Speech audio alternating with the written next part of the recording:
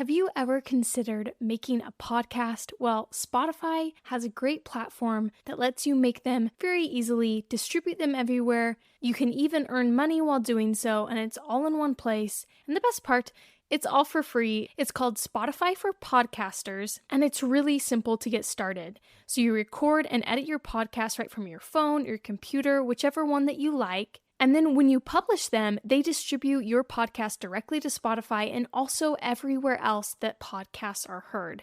You can do video podcasts, you can interact with your audience with Q&As and polls. And once they're up and running, like I mentioned before, you can even earn money through your podcast in a variety of ways through things like ads and podcast subscriptions. And of course, it's totally free to use. There is no catch. When I started Plant School, I used Spotify for Podcasters, and I continue to use it because I love it. It's super easy to use, and it gives me everything that I need as a podcaster. So if you have ever wanted to start your own podcast, I highly recommend that you try out Spotify for Podcasters. You can download the app or go to www.spotify.com/podcasters to get started.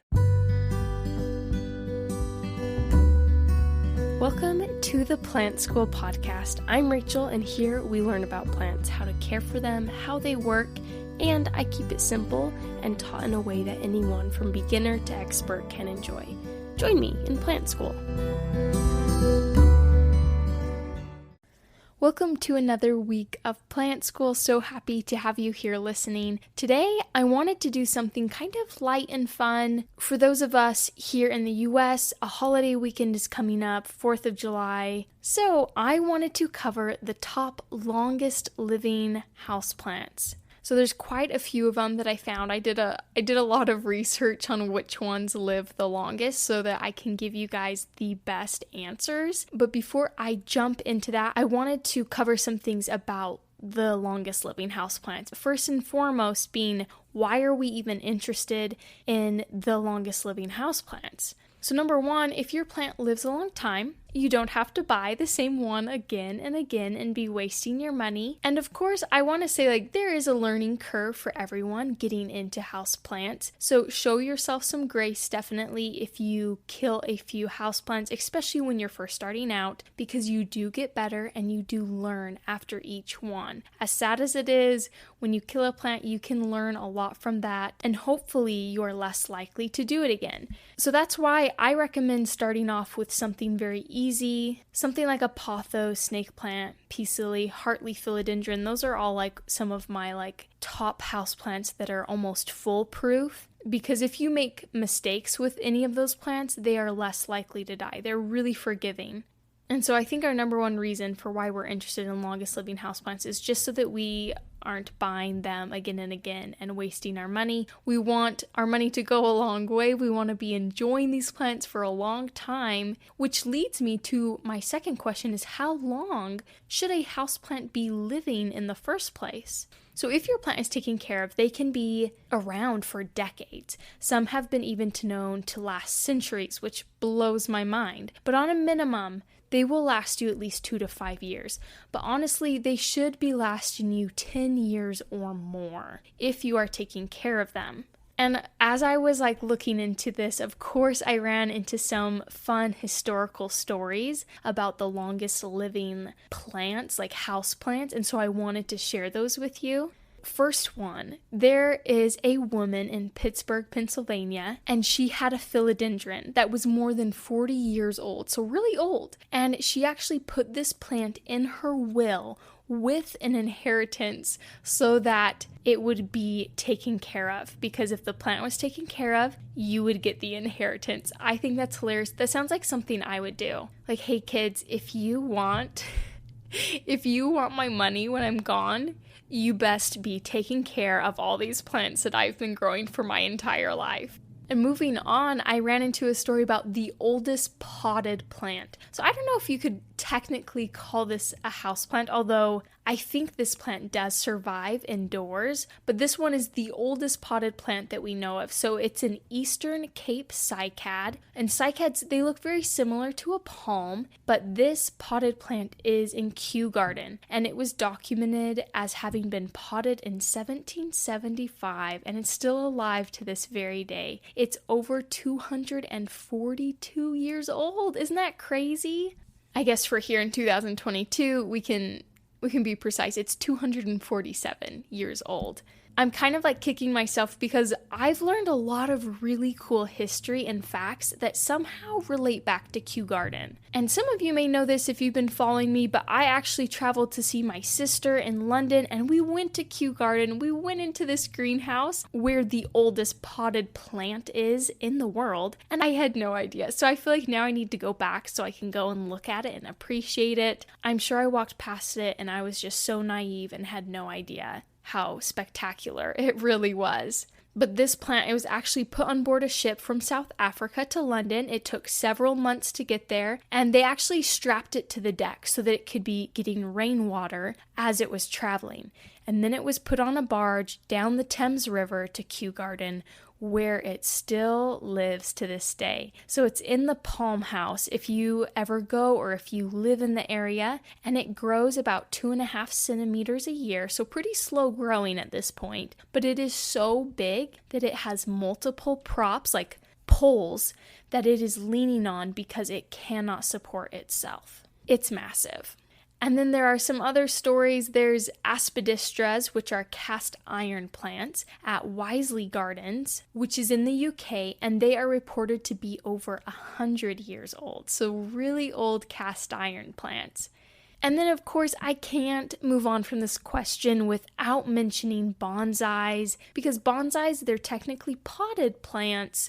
Some of them reside in homes. I feel like most of them are kept in greenhouses or outside, especially the ones that I'm going to talk about, because they have been around for so long and are so priceless. Like, they're amazing. So there are some bonsai trees in Japan that have been reported to be over 800 years old, just passed down from generation in a family where they take meticulous care of them. It's considered an art form, and I totally agree with that. They are beautiful, and one day I would love to see a Japanese bonsai like in its native country in Japan. And as far as longest living houseplants, those were all of the main stories that I was running into. So I want to take a quick break. And when we come back, I want to cover how to make your plant live a long time, and then what plants are known to live the longest in your home. Listen to the 48 Hours podcast for shocking murder cases and compelling real-life dramas from one of television's most watched true crime shows. Go behind the scenes of each episode with award-winning CBS News correspondents and producers in Postmortem, a weekly deep dive. Listen to 48 Hours wherever you get your podcasts. All right, we're back and diving right back in. How do you make your houseplant live a long time? Number one rule is basically just pay attention to your plant. Check the soil before you water. I say this in like every episode. For those of you who listen are probably so sick of this. For those of you who are new, I'm adamant about this because it really helps you not overwater your plant. Just every now and then, every few days, check the soil of your plant. If it feels wet or soggy at all, don't water it. If it feels really dry, give it some water, and it greatly decreases any problems you might run into with over or under watering. Also, just be looking out for pests, for any new growth, discolored leaves. Just pay attention to your plant, like I said. And when you notice something that kind of worries you, look it up and try and figure out what may be wrong. This process of figuring out what's wrong really gets easier as you gain more and more experience with plants over time, which may include a few of them dying. It's just the way the process goes. But over time, you get better and better at it. Second thing to help your plant live a long time is give it the right soil. If it's a desert or succulent plant, give it a well-draining succulent soil. If it prefers rich soil, get houseplant potting mix. How do you know what kind of soil your plant likes?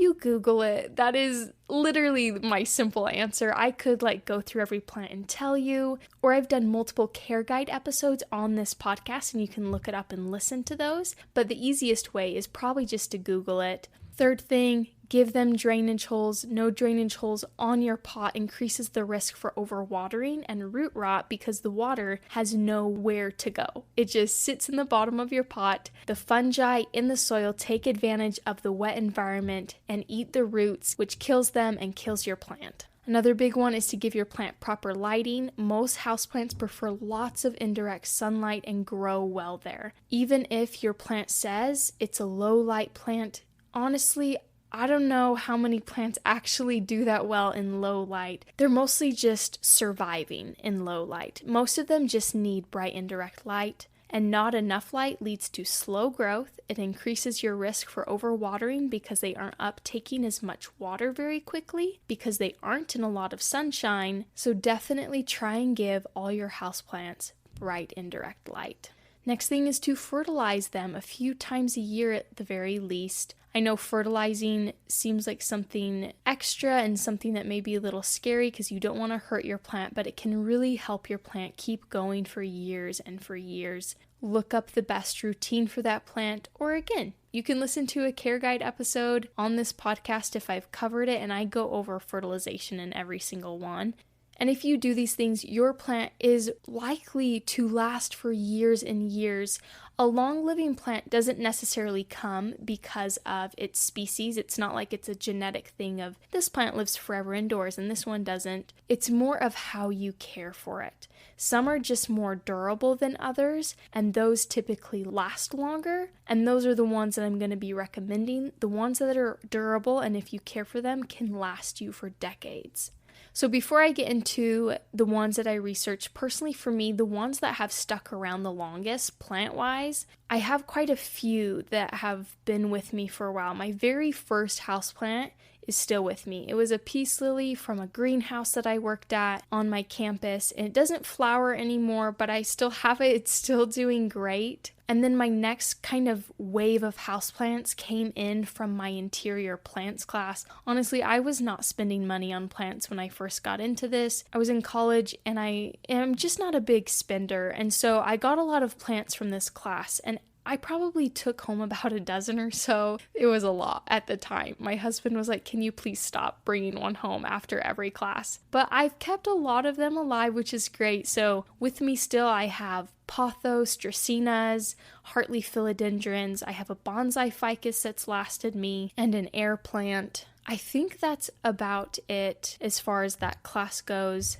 And on the flip side of that, I did kill one of the air plants that we got. I have killed a peace lily. I've killed so many succulents. It's not even funny. And I've killed multiple cuttings of different plants. And that has all kind of gone into the learning process for me of how to care for these plants. And another note that I did want to throw in, that while I was working for my university's greenhouse, we cared for all the plants all around campus. It's a pretty big campus, and we were in charge of watering them, replacing them if anything happened. And some of the most common plants I saw that did really well, no matter where they were, and I think would do really well as houseplants and last a long time, are rubber trees, snake plants, aglaonema plants, or Chinese evergreen, they're also called that. We had a lot of pothos plants and umbrella trees. All of those did so well, and I know that we chose them because they lasted a long time. So those are also ones that I definitely recommend.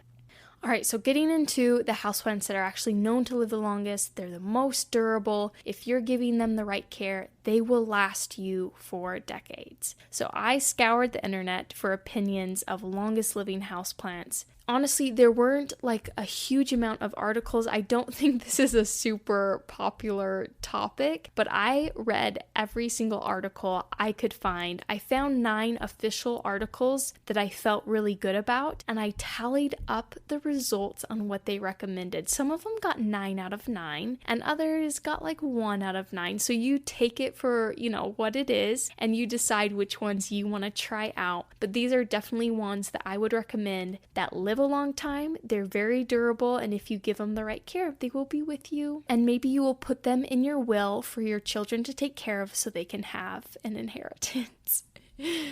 So we're going to start at the bottom, the 1 out of 9s. I would say these are like the honorable mentions. They got some votes. So bamboo, dracaenas, and scheffleras, which dracaenas and scheffleras, I'd have no experience with bamboo. So sorry, bamboo, I can't speak for you. But dracaenas and scheffleras definitely, I think, are very hardy plants and will last you a long time.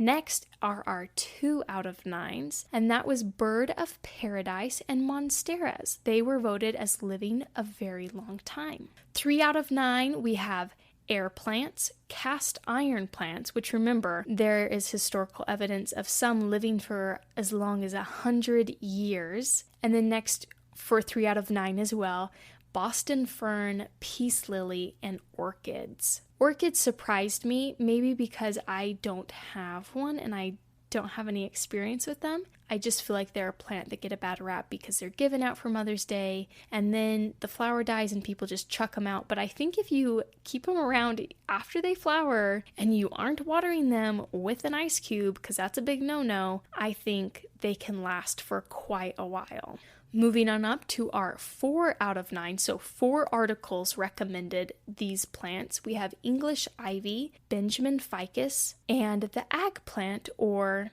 the Chinese evergreen Aglaonema plants. That was one I mentioned that were everywhere at our university. I also see them a lot in malls. They're just a really good plant to survive in a lot of locations. Next plants coming at 5 articles out of the 9, we have the pothos plant, ZZ plant, Hoyas, and philodendrons. Hoyas and philodendrons are really broad families, but there are experts out there that recommend them as having them stick around and live for a long time.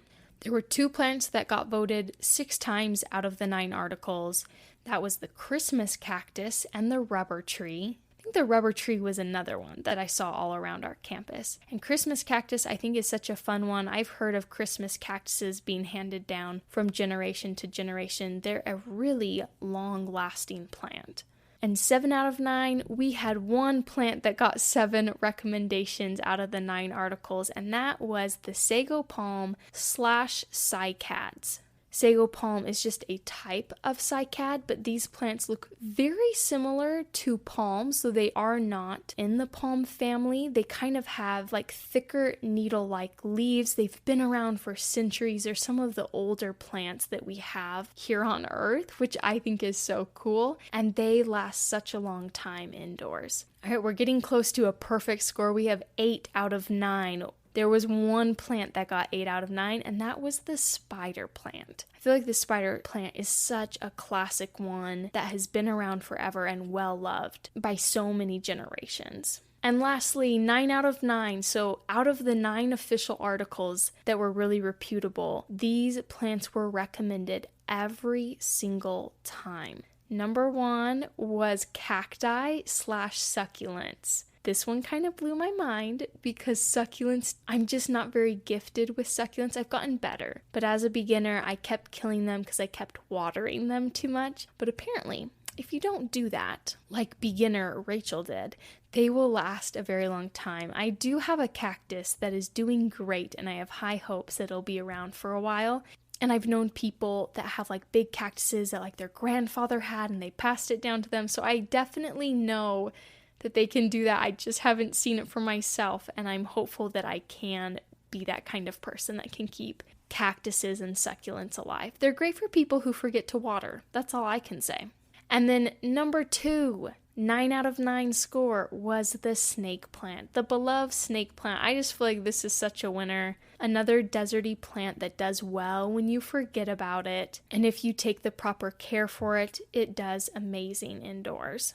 And it's just another great durable plant. Honestly, any of the plants that I have mentioned on these lists, even if they got a 1 out of 9, I would definitely recommend them as being a durable houseplant that can live a long time. Some articles were very thorough with what they listed and others just listed a few. And so that's probably why some of them got more votes than others did. But honestly, all of them, I think, are great options if you're looking for a plant that will stay with you for your whole life if you take really great care of it.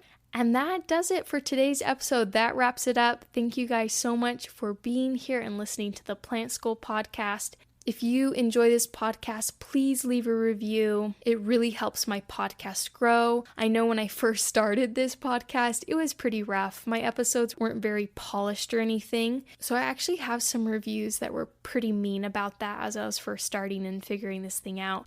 And they hurt me at the time. I'm over them now. But it really helps to get up-to-date reviews that this podcast is sharing good information and helping people. It takes like 5 seconds to plug in, 5 stars if you want to. That would mean the world to me. But it would really help me out. Doesn't cost you anything. But with that being said, I hope you guys have a great week. For all you Americans out there, I hope you have a great 4th of July weekend. And I hope to have you here next week to listen in to the Plant School podcast.